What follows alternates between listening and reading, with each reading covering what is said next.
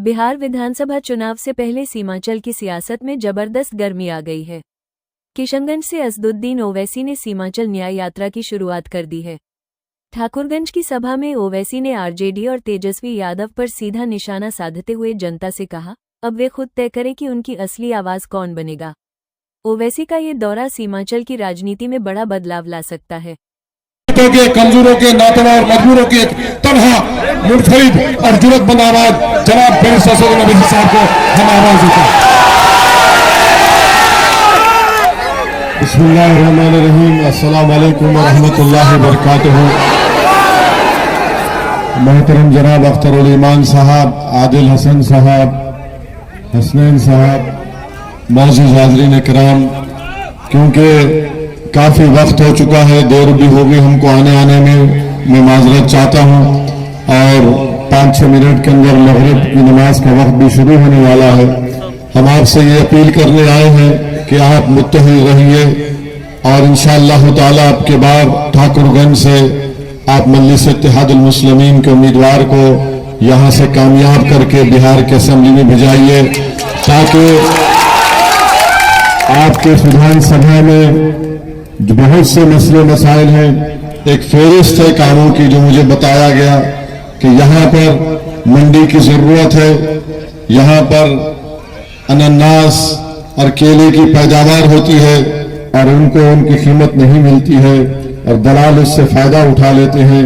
बल्कि मुझे एक बात मालूम हुई कि यहाँ पर एक ब्रिज बनाया गया था और नीतीश कुमार की सरकार में, जिसको गंभीर पुल, जैसा वो पुल तामीर हुआ वो जमीन में धंस गया। हाँ, तो अब ये बहुत से तकालीफ है, स्कूल की बिल्डिंग नहीं है, रोड बराबर नहीं है, डालेगांव पंचायत मुख्यालय से उसका कोई जुड़ा हुआ रास्ता नहीं है।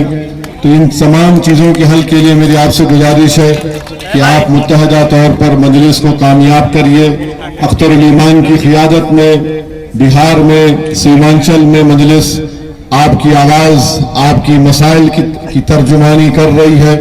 तो मेरी यही आपसे गुजारिश है कि मुत्तहदा तौर पर अपने वोट का इस्तेमाल करिए।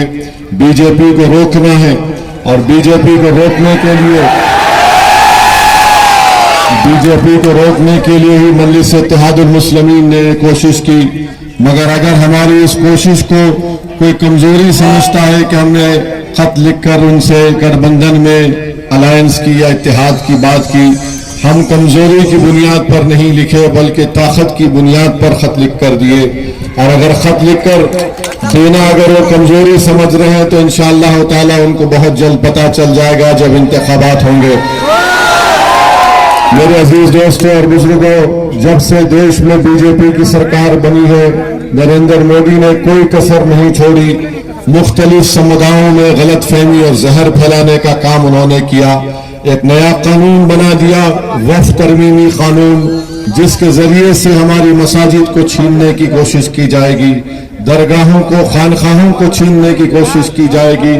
पार्लियामेंट में मैंने बहसियत रुकने पार्लियामान पूरी कोशिश की, पूरे कानूनी दलाइल के साथ हमने कोशिश की और कहा कि यह कानून वक्फ की जायदादों को बचाने के लिए नहीं बल्कि वक्फ की जायदादों को लूटने के लिए बनाया गया है। तो इंशाअल्लाह ताला हमारी लड़ाई बीजेपी के और आरएसएस के इस एजेंडे के खिलाफ शुरू से जारी थी और जारी रहेगी। मेरे अजीज दोस्तों और बुजुर्गों, ये सीमांचल की सरजमीन जो भारत का सबसे पसमानदा इलाका है, इसके इंसाफ के लिए बहुत जरूरी है कि आप अपने नुमाइंदे को, मजलिस के नुमाइंदे को कामयाब करके बिहार की विधानसभा में भिजाइए, ताकि आपकी पसमानदगी का खात्मा हो सके। मैं आपका तहे दिल से शुक्रगुजार हूं और आपसे वादा करता हूं कि इलेक्शन के दौरान में मैं दोबारा आपके दरमियान में आकर अपनी तफसीली बात करूंगा।